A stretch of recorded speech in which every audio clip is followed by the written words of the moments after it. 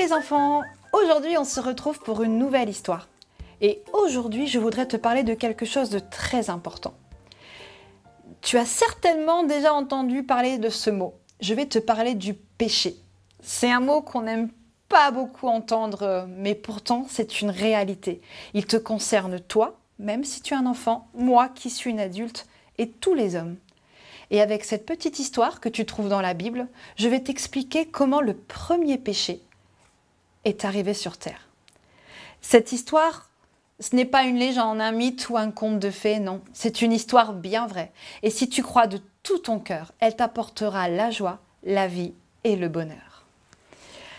Au tout début, Dieu a créé la terre, le ciel, les étoiles, la lune, la mer, les animaux.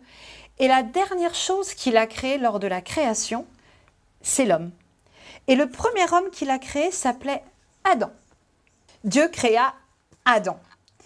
Et Adam dominait sur tous les animaux. Mais Dieu vit que Adam était seul, qu'il n'y avait aucun animal qui lui ressemblait. Alors un jour, il fit tomber sur Adam un profond sommeil. Et des côtes d'Adam, il créa la première femme, Ève. Et Dieu plaça Adam et Ève dans un magnifique jardin, le jardin d'Éden. C'était un jardin magnifique, avec des fruits tout aussi beaux à voir qu'à manger. Il y avait toutes sortes d'arbres. Adam et Ève vivaient avec les animaux en paix. Ils vivaient nus dans ce jardin sans aucun problème.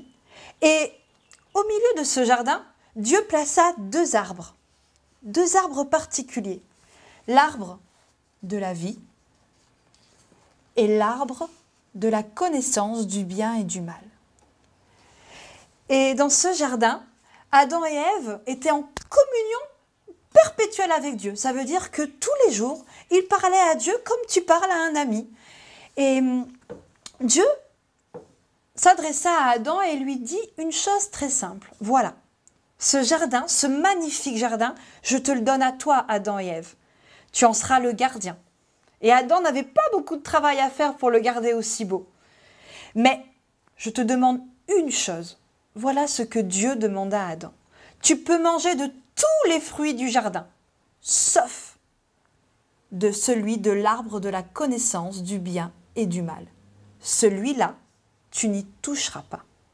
Mais tous les autres arbres, tu pourras les utiliser comme tu le veux.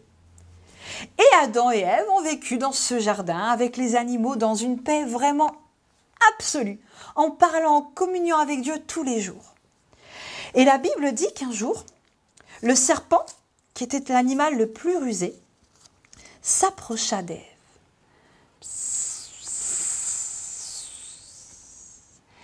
Ève, Dieu a-t-il vraiment dit que tu ne mangeras aucun fruit de ces arbres? Ce n'est pas ce que Dieu avait dit.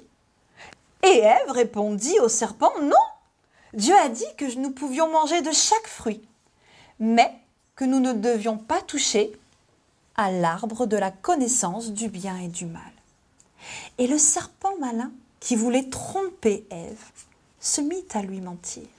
Dieu sait que si tu manges de ce fruit, tu seras à son égal, comme lui, un Dieu. Et alors Ève s'est retrouvée face à deux choix. Ou elle obéissait à Dieu et ne touchait pas à l'arbre de la connaissance du bien et du mal, ou elle écoutait le serpent et allait manger de ce fruit. Et malheureusement, Ève fit le mauvais choix. Elle prit le fruit de l'arbre de la connaissance du bien et du mal et en croqua un morceau. Elle s'approcha de son mari et lui tendit le fruit. Adam aussi aurait pu refuser et lui dire « Non, Ève, Dieu nous l'a interdit ». Mais Adam a croqué de ce fruit. Ils ont tous les deux désobéi à Dieu. Et c'est ça le péché. Le péché, c'est désobéir à Dieu. Et à ce moment même, lorsqu'ils ont croqué le fruit, c'est comme si leurs yeux s'ouvraient et ils se sont rendus compte qu'ils étaient nus. Et à ce moment précis, ils ont eu un sentiment que certainement tu as déjà connu toi quand tu fais une bêtise. Ils ont eu honte parce qu'ils se sont rendus compte qu'ils avaient désobéi à Dieu et ils se sont sentis coupables. Ce sentiment-là, ils ne l'avaient jamais ressenti avant. Ils étaient dans une paix tellement grande. Et alors, quand ils ont vu qu'ils étaient nus pour la première fois, vite, ils sont allés se cacher. Et ils ont décidé de se construire des vêtements avec des feuilles pour cacher leur nudité. C'était la première fois vraiment qu'ils avaient honte d'être nus l'un en face de l'autre. Et les voilà cette fois-ci vêtus. Le soir, comme à son habitude, Dieu vint dans le jardin pour parler avec Adam et Ève. Et quand ils ont entendu la voix de Dieu, vite, ils se sont cachés. Ils ont eu honte et n'ont pas osé répondre à Dieu. Et Dieu a appelé « Adam, Ève, Adam !» Pas de réponse. Dieu a insisté en appelant Adam.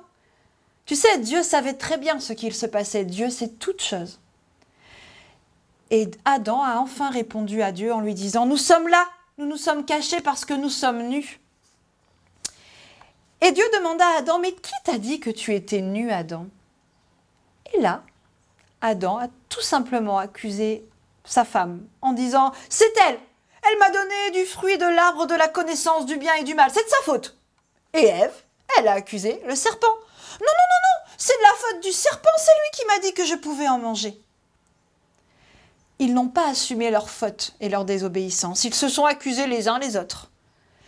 Mais Dieu, qui est juste, ne pouvait pas accepter cette désobéissance, ce péché. Alors, il a dû punir Adam, Ève et le serpent. La Bible dit que le serpent a été maudit, que toute sa vie, maintenant, il ramperait sur son ventre et serait maudit.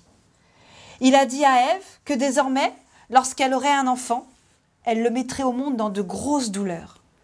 Et il a dit à Adam, ce beau jardin que tu cultivais sans effort, c'est terminé.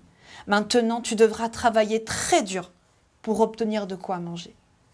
Et Dieu chassa Adam et Ève du jardin. Et pour être sûr que plus jamais ils ne reviennent et ne touchent à l'arbre de la vie, il plaça des chérubins, des anges, avec une épée flamboyante, pour que plus jamais l'homme ne puisse rentrer dans ce jardin. Tu vas me dire que c'est une histoire un peu triste et qui finit mal. Mais je voudrais qu'on réfléchisse ensemble. Lorsque Dieu a chassé Adam et Ève du jardin, il ne s'en est pas débarrassé. La preuve, nous sommes encore là. Tu es là, je suis là, ta maman, ton papa est là. Dieu a juste agi avec de la justice, avec droiture. Il a exclu Adam et Ève du jardin parce qu'ils avaient commis un péché, quelque chose qui était sale. C'est comme si, lorsque tu prends une belle feuille blanche, Dieu c'est un peu cette belle feuille blanche. Il suffit d'une toute petite tache. Ton regard se portera sur cette petite tache, plus sur la grande feuille blanche. Le péché, c'est la même chose. Quand tu désobéis à Dieu, c'est comme des taches sur la sainteté de Dieu. Et Dieu, ça, il ne peut pas l'accepter. Mais s'il n'accepte pas le péché, il aime le pécheur, celui qui a commis l'erreur, qui a commis la désobéissance. Et quand Adam et Ève ont été chassés du jardin d'Éden, Dieu a quand même continué à veiller sur eux. Et il a promis que tout homme qui s'approcherait de lui, qui demanderait pardon pour ses péchés, pour ses fautes, Dieu le pardonnerait. Dieu l'accepterait auprès de lui. Alors ce que tu dois savoir, c'est que lorsque Adam et Ève ont péché, ont désobéi à Dieu, à partir de ce jour, tout homme naît pécheur. Je suis un pécheur, tu es quelqu'un qui a péché, même si tu es un jeune enfant, même si tu dis que tu n'as pas fait beaucoup de choses mauvaises. Mentir à ton papa, à ta maman, c'est un péché. Être méchant avec ton camarade à l'école, c'est un péché. Voler un petit bonbon dans le magasin, c'est un péché. Désobéir, c'est un péché. Mais Dieu t'aime, quoi que tu fasses. Quoi que tu aies fait de grave ou de pas grave à tes yeux, Dieu t'aime. Et aussi jeune que tu sois, même si tu es un petit enfant, demande pardon à Dieu pour toutes tes erreurs, pour tous tes péchés. Tu ne seras pas parfait pour autant, non? Ça t'arrivera encore de commettre des erreurs et de désobéir.